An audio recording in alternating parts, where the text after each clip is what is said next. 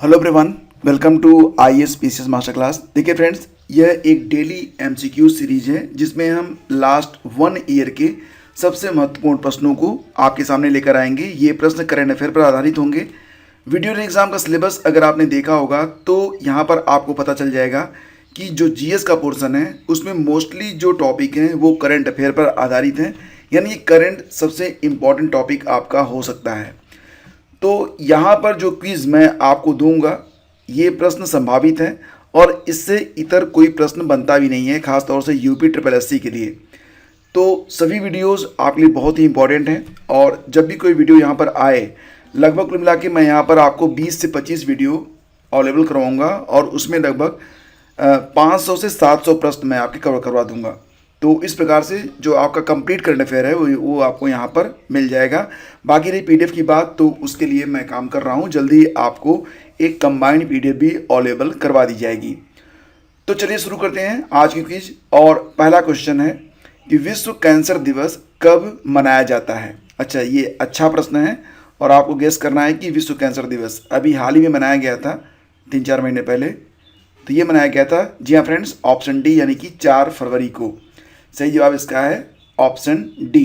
ठीक है, 4 फरवरी को ये मनाया गया था। और देखो फ्रेंड्स, इसकी थीम क्या रखी गई थी? Close the air gap. Close the air gap, ये इसकी थीम रखी गई थी। तो फ्रेंड्स, आगे बढ़ने से पहले कुछ बहुत ही महत्वपूर्ण दिवस हैं जो कि एग्जाम के लिए इम्पॉर्टेंट हैं, उनको भी एक बार देख लेते हैं। जैसे कि विश्व डाउन सिंड्रोम दिवस, ये अभी मनाया गया था 21 मार्च को। विश्व क्षय रोग दिवस, ये मनाया गया 24 मार्च को। विश्व ऑटिज्म जागरूकता दिवस 2 अप्रैल को। विश्व स्वास्थ्य दिवस प्रतिवर्ष 7 अप्रैल को। विश्व हीमोफीलिया दिवस हाल ही में 17 अप्रैल को। विश्व मलेरिया दिवस हाल ही में 25 अप्रैल को। और विश्व हेपेटाइटिस डे, ये मनाया जाएगा 28 जुलाई को। ये इम्पॉर्टेंट डे हैं और एग्ज़ाम में अक्सर पूछे जाते हैं। आगे बढ़ते हैं।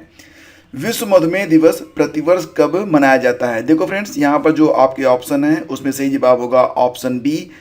तो विश्व मधुमेह दिवस ये होता है प्रतिवर्ष 14 नवंबर को। ऑप्शन बी आप यहाँ पर करेक्ट है। और 2022 में इसकी थीम रही थी कल की रक्षा के लिए शिक्षा। ठीक है, तो ये याद रखना आप।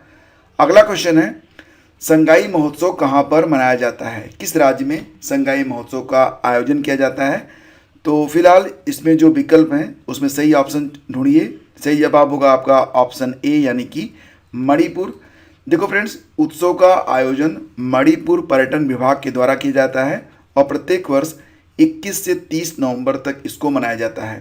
देखो फ्रेंड्स, ये जो संगाई नामक महोत्सव होता है यह मणिपुर में मनाया जाता है। मणिपुर में एक लोकटक झील है, इसके बारे में आप लोग जानते होंगे।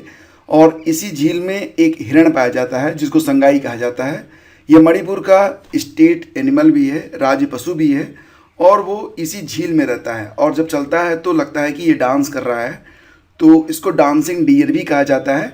तो उसी के संरक्षण के लिए संगाई महोत्सव का आयोजन मणिपुर में किया जाता है। आपका अगला क्वेश्चन होगा, विश्व का सबसे बड़ा नार्को स्टेट कौन सा देश बन गया है? अब ये प्रश्न बहुत ही इंपॉर्टेंट है और इसका सही जवाब क्या होगा? जी हाँ फ्रेंड्स, ऑप्शन ए यानी कि सीरिया। तो देखो क्या है कि सीरिया में एक नशीला पदार्थ होता है जिसको कैप्टागन कहते हैं। ये प्रतिबंधित है, लेकिन इसके बावजूद जो सीरिया है उसका जो अधिकांश मुद्रा जो आती है वो कैप्टागन के उत्पादन और निर्यात से ही आती है। तो इसीलिए इसको नार्को स्टेट कहा गया है। तो ऑप्शन ए आपका यहाँ पर करेक्ट है। हाल ही में किस देश ने स्कूटर पर प्रतिबंध लगा दिया है? अब स्कूटर पर लोग कैसे यात्रा करते हैं आप यहाँ पर देखिए, और इससे बड़ी संख्या में दुर्घटनाएं हो रही थी जिसकी वजह से इस पर प्रतिबंध लगा दिया गया है। तो ये स्कूटर कहाँ पर प्रतिबंधित किया गया है? जी हाँ फ्रेंड्स, ऑप्शन बी यानी कि पेरिस में। ठीक है, पिछले कुछ वर्षों में स्कूटर या फिर इसको वहाँ पर ट्रॉटीनेट कहते हैं, तो ट्रॉटीनेट से जुड़ी दुर्घटनाओं की संख्या में वृद्धि होती रही। तो एक सर्वे करवाया गया और उसके बाद स्कूटर जो होता है पेरिस में उसको प्रतिबंधित कर दिया गया है। अगला क्वेश्चन होगा, प्रवासी भारतीय सम्मान पुरस्कार किसे दिया गया है? प्रवासी भारतीय सम्मान पुरस्कार, देखो फ्रेंड्स, ये दिया गया है राज सुब्रमण्यम को। ऑप्शन सी आपका बिल्कुल करेक्ट है। राज सुब्रमण्यम कौन है? एक भारतीय अमेरिकी व्यवसायी हैं। फेडेक्स, आपको पता ही होगा, फेडेक्स के CEO हैं और इन्हीं को प्रवासी भारतीय सम्मान पुरस्कार से सम्मानित किया गया है। प्रतिवर्ष प्रवासी भारतीय दिवस 9 जनवरी को मनाया जाता है। अगला क्वेश्चन है, ढाका में अंतर्राष्ट्रीय मातृभाषा पुरस्कार से किसे सम्मानित किया गया है? अंतर्राष्ट्रीय मातृभाषा पुरस्कार, ये पुरस्कार दिया गया कहाँ पर? ढाका में दिया गया। किसको दिया गया? डॉक्टर महेंद्र मिश्रा को। तो ऑप्शन ए आपका यहाँ पर बिल्कुल करेक्ट है। देखो friends, entrepreneur of the year 2022 ये पुरस्कार दिया गया JSW के सज्जन जिंदल को। मार्कोनी पुरस्कार 2023 ये दिया गया कंप्यूटर वैज्ञानिक हरि बालकृष्णन को। और BBC Indian sports woman of the year का अवार्ड मीराबाई चानू को दिया गया है। आपका जो अगला क्वेश्चन है, सर्वश्रेष्ठ जिला पंचायत के लिए स्वराज ट्रॉफी 2021-22 किसने जीता है? तो सर्वश्रेष्ठ जिला पंचायत के लिए स्वराज ट्रॉफी 2021-22 ये प्रदान किया गया है कोल्लम जिला को, यानी कि आपका ऑप्शन ए यहाँ पर करेक्ट है। हाल ही में किस देश ने अपना पहला उपग्रह जिसका नाम रखा है ताइफा TAIFA-1, ठीक है, ताइफा 1 को लॉन्च किया है? देखो फ्रेंड्स, ये जो उपग्रह है ये इस देश का पहला उपग्रह है। तो सही जवाब इसका ऑप्शन सी है, केन्या। आपको बता दें कि केन्या ने कैलिफोर्निया के वैंडेनबर्ग बेस से स्पेस एक्स के एक रॉकेट पर अपना पहला ऑपरेशनल अर्थ ऑब्जर्वेशनल सैटेलाइट ताइफा 1 को लॉन्च किया है।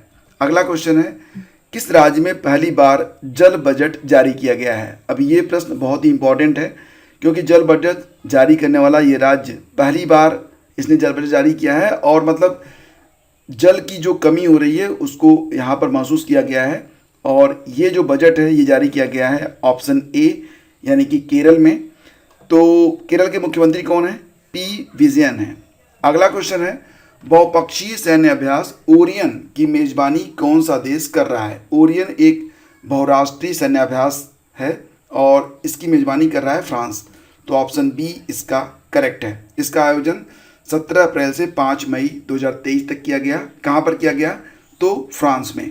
अगला क्वेश्चन है, अंतर्राष्ट्रीय बौद्धिक संपदा सूचकांक 2023 में भारत की रैंक क्या है? भारत की रैंक इसमें अंतर्राष्ट्रीय बौद्धिक संपदा सूचकांक 2023 में, देखो फ्रेंड्स, इसका आंसर बनेगा ऑप्शन सी यानी कि 42। और इसको जारी कौन करता है? US chamber of commerce. पहले स्थान पर रहा USA। तो इसी प्रकार से कुछ इंपॉर्टेंट इंडेक्स हैं, तो इसको भी देख लीजिए क्योंकि इसमें से प्रश्न एग्जाम में बन सकते हैं। जैसे कि हेनले पासपोर्ट इंडेक्स 2023 में भारत की रैंक रही है 85। इसमें जापान पहले स्थान पर है और जारीकर्ता कौन है? Henley and Partners. विश्व खुशहाली सूचकांक 2023 में भारत की रैंक 125 है। कहीं कहीं पर 126 भी है, लेकिन मैंने कई बार देखा तो मुझे 125 ही ऑथेंटिक लगा है, तो यही आप सही मानिए। पहले स्थान पर फिनलैंड है और इसे जारी कौन करता है? UNSDSN। Global fire power index 2023, इसमें भारत की रैंक 4 है। टॉप पर अमेरिका है। कौन जारी करता है? Defence statics. खाद्य सुरक्षा सूचकांक 2022 में भारत की रैंक है 68। टॉप पर फिनलैंड है। कौन जारी करता है? Economic impact. Global innovation index 2022 में भारत की रैंक 40 है। टॉप पर है स्विट्जरलैंड। कौन जारी करता है? वाइपो। और पर्यावरण प्रदर्शन सूचकांक 2022 में भारत की रैंक 180 है। टॉप पर डेनमार्क है। इसे जारी कौन करता है? येल और कोलंबिया विश्वविद्यालय। तो फ्रेंड्स, ये कुछ बहुत ही इंपॉर्टेंट क्वेश्चन हैं।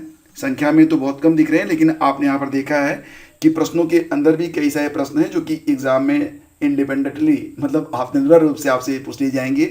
तो इसी प्रकार से आप लोग प्रैक्टिस करते रहिए। कहते हैं ना कि बूंद बूंद से सागर बनता है, तो इसी प्रकार से हम प्रयास कर रहे हैं कि आप एग्ज़ाम तक करंट अफेयर के लिए पूरी तरह से तैयार हो जाएं। फिलहाल एक प्रश्न आपके सामने रखता हूं, इसका आंसर नीचे कमेंट बॉक्स में कमेंट कर दीजिएगा। 2023 महिला T20 विश्व कप किसने जीता है? अगर सीरीज आपको पसंद आ रही है तो इसे लाइक और शेयर करना बिल्कुल भी मत भूलिएगा। Thank you so much. Please do like and share and subscribe the channel.